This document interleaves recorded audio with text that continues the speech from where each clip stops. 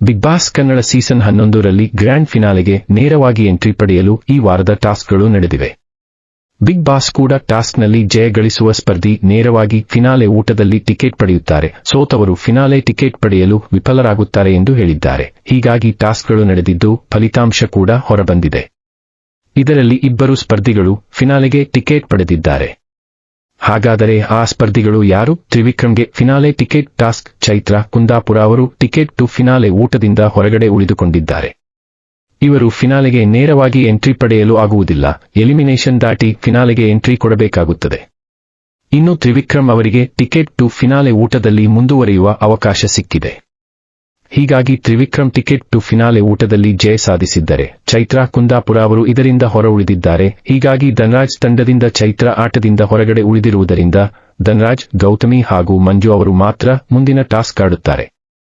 ಇತ್ತ Trivikram finale ticket ಪಡೆದುಕೊಳ್ಳುವ ಊಟದಲ್ಲಿ ಸೆಲೆಕ್ಟ್ ಆಗಿರುವುದರಿಂದ ಇವರ ತಂಡದಲ್ಲಿ ಉಳಿದ ಮೋಕ್ಷಿತಾ, ಹನುಮಂತು ಹಾಗೂ ಭವ್ಯ ಅವರು ಮುಂದಿನ ಆಟವನ್ನು ಆಡಿದರು. ರಜತ್ಗೆ ಫಿನಾಲೆ ಟಿಕೆಟ್. ಇನ್ನು ರಜತ್ ಈ ವಾರದ ಕ್ಯಾಪ್ಟನ್ ಆಗಿರುವುದರಿಂದ ಉಸ್ತುವಾರಿಯನ್ನೇ ಮಾಡಬೇಕಾಗುತ್ತದೆ.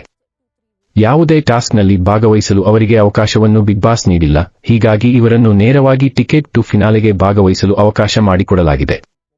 ಹೀಗೆ ಎಲ್ಲಾ ಟಾಸ್ಕ್ ಮುಗಿದ ಬಳಿಕ ಒಬ್ಬರು ಸೆಲೆಕ್ಟ್ ಆಗುತ್ತಾರೆ, ಇನ್ನೊಬ್ಬರು ರಿಜೆಕ್ಟ್ ಆಗುತ್ತಾರೆ. ಹೀಗೆ ಎಲ್ಲಾ ಟಾಸ್ಕ್ನಲ್ಲಿ ವಿನ್ ಆದವರು ಫಿನಾಲೆ ಟಾಸ್ಕ್ ಅನ್ನು ಆಡುತ್ತಾರೆ. ಆಗ ರಜತ್ ಟಾಸ್ಕ್ನಲ್ಲಿ ಭಾಗವಹಿಸುತ್ತಾರೆ. ಅಲ್ಲಿಯವರೆಗೂ ಅವರು ಉಸ್ತುವಾರಿಯಾಗಿಯೇ ಇರಲಿದ್ದಾರೆ. ಹೀಗಾಗಿ ಫಿನಾಲೆ ಟಿಕೆಟ್ ಪಡೆಯಲು ಅರ್ಹರಾಗಿರುವುದರಿಂದ ತ್ರಿವಿಕ್ರಮ್ ಹಾಗೂ ರಜತ್ ಅವರು ಕೈಗೆ ನೀಲಿ ಪಟ್ಟಿಯನ್ನು ಕಟ್ಟಿಕೊಂಡಿದ್ದಾರೆ. ಧನ್ರಾಜ್ ಅವರನ್ನು ಬಕ್ರಾ ಮಾಡಿದ ಮಂಜು, ಗೌತಮಿ ಇನ್ನು ಮುಂದಿನ ಆಟದಲ್ಲಿ ಫಿನಾಲೆ ಟಿಕೆಟ್ ಪಡೆಯಲು ಅರ್ಹರಲ್ಲದ ಸ್ಪರ್ಧಿಯ ಹೆಸರನ್ನು ಸೂಚಿಸುವಂತೆ ಬಿಗ್ ಬಾಸ್ ಸೂಚಿಸುತ್ತಾರೆ. ಈ ವೇಳೆ ಉಗ್ರನ್, ಮಂಜು ಹಾಗೂ ಗೌತಮಿ ಜಾಧವ್ ಇಬ್ಬರು ಸೇರಿಕೊಂಡು ತಮ್ಮ ತಂಡದ ಧನ್ರಾಜ್ ಅವರನ್ನು ಫಿನಾಲೆ ಟಿಕೆಟ್ ಟಾಸ್ಕ್ನಿಂದ ಹೊರಗುಳಿಯುವಂತೆ ಮನವೊಲಿಸುತ್ತಾರೆ. ಇದಕ್ಕೆ ಧನ್ರಾಜ್ ಕೂಡ ಒಪ್ಪಿ ಬಕ್ರಾ ಆಗುತ್ತಾರೆ. ಇದರಿಂದ ಮನೆಯ ಎಲ್ಲ ಸ್ಪರ್ಧಿಗಳು ಮಾರಿ ಹಬ್ಬದಲ್ಲಿ ಬಲಿ ಕೊಟ್ಟಂಗೆ ಆಯ್ತು ಇವನ್ ಕತೆ ಎಂದು ಧನ್ರಾಜ್ ಅವರನ್ನು ರೇಗಿಸುತ್ತಾರೆ. ಇದರಿಂದ ಕೋಪಗೊಂಡ ರಜತ್, ಸಾರ್ಥಕ ಆಯ್ತು ಬಿಡ್ರೋ ನಿಮ್ ಜೀವನ ಅಂತ ಸಿಳ್ಳೆ ಹೊಡೆದಿದ್ದಾರೆ. ಗೌತಮಿಗಿಂತ ಕಡಿಮೆನ ಧನ್ರಾಜ್ ಎಂದು ರಜತ್ ಮಂಜಣ್ಣನಿಗೆ ಉಗಿಯುತ್ತಾರೆ. ಇಷ್ಟಾದರೂ ಬುದ್ಧಿ ಕಲಿಯದ ಮಂಜಣ್ಣ ಮೋಕ್ಷಿತಾ ಬಳಿ ಹೇಳಿಕೊಡ್ತಾರೆ. ಇಲ್ಲಿ ಯಾರನ್ನೂ ನಂಬಿಕೊಂಡು ಆಡ್ತಾ ಇಲ್ಲ ಎಂದು ಹೇಳ್ತಾರೆ. ಹಾಗಾದರೆ ನೀವಿಬ್ಬರು ಯಾಕೆ ಒಬ್ಬರಿಗೊಬ್ಬರು ಸೇಫ್ ಮಾಡು ಅನ್ನೋ ತರ ಜೊತೆಯಾಗಿದ್ರಿ ಅನ್ನೋದು ಇಲ್ಲಿ ಪ್ರಶ್ನೆ. ಧನ್ರಾಜ್ಗೆ ಉಗಿದ ಹನುಮಂತ, ಧನ್ರಾಜ್ ಬಕ್ರಾ ಆಗಿದ್ದಕ್ಕೆ ಹನುಮಂತ ಉಗಿದಿದ್ದಾರೆ. ಮಂಜಣ್ಣನ್ನು ನಂಬಿ ನೀನು ಮೋಸ ಹೋದೆ ದೋಸ್ತ ಅಂತ ಹನುಮಂತ ಬೇಸರ ವ್ಯಕ್ತಪಡಿಸಿದ್ದಾರೆ. ಮೋಸ ಹೋದ ಮೇಲೆ ಬುದ್ಧಿ ಬಂತು ಅಂತ ಧನ್ರಾಜ್ ಈಗ ಪಶ್ಚಾತ್ತಾಪ ಪಡುವಂತಾಗಿದೆ. ಆದರೆ ಇನ್ನೂ ಕಾಲ ಮಿಂಚಿಲ್ಲ. ಎಲಿಮಿನೇಷನ್ನಿಂದ ಬಚಾವ್ ಆದರೆ ನೇರವಾಗಿ ಫಿನಾಲೆ ರೇಸ್ನಲ್ಲಿ ಧನ್ರಾಜ್ ಭಾಗವಹಿಸುವ ಅವಕಾಶ ಪಡೆಯಲಿದ್ದಾರೆ. ಒಟ್ಟಿನಲ್ಲಿ ಬಿಗ್ ಬಾಸ್ ಮನೆಯಲ್ಲಿ ಮೋಸದಿಂದಲೇ ಆಟ ಆಡಿ ಗೆಲ್ಲುವುದು ಹೆಚ್ಚಾಗಿದೆ. ರಜತ್, ಹನುಮಂತ ಅವರನ್ನು ಮೋಸದಿಂದ ಸೋಲಿಸಿದರು.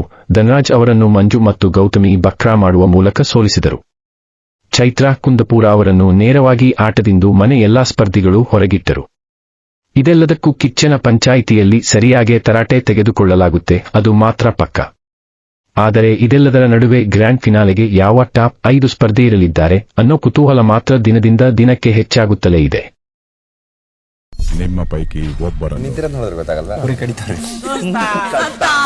Ticket to finale ಓಟದಿಂದ ಹೊರಕಳಿಸಬೇಕು. ಧನ್ರಾಜ್ ಅವರ ಹೆಸರು ತಗೋತೀನಿ. ಮಾರಿ ಹಬ್ಬ ಜಾತ್ರೆಯಲ್ಲಿ ಬಲಿ ಕೊಟ್ಟಾಯ್ತು. ಫಸ್ಟ್ 2-3 ವೀಕ್ಸ್ ಸ್ವಲ್ಪ ಹಿಂಜರಿತಾ ಇದ್ರು. ಫಸ್ಟ್ 3 ವಾರ ಯಾಕೋ ಚೆನ್ನಾಗಿ ಆಡಿಲ್ಲ ನೀನು. ಧನು ಗೌತಮಿಗಿಂತ ವೀಕಾ. ಇಲ್ಲಿ ಒಬ್ಬನೇ ಆಡ್ತಿರೋದು ರಜತ್, ಅದಂತೂ ಸತ್ಯ. ಇಲ್ಲಿ ಯಾರನ್ನೂ ಜೊತೆಲಿ ಕಟ್ಕೊಂಡು ಇನ್ನೊಂದು ಮತ್ತೊಂದು ಏನಿಲ್ಲ. ಎಷ್ಟು ಹೇಳಿದರು ಇಂದು ರಾತ್ರಿ 9:30ಕ್ಕೆ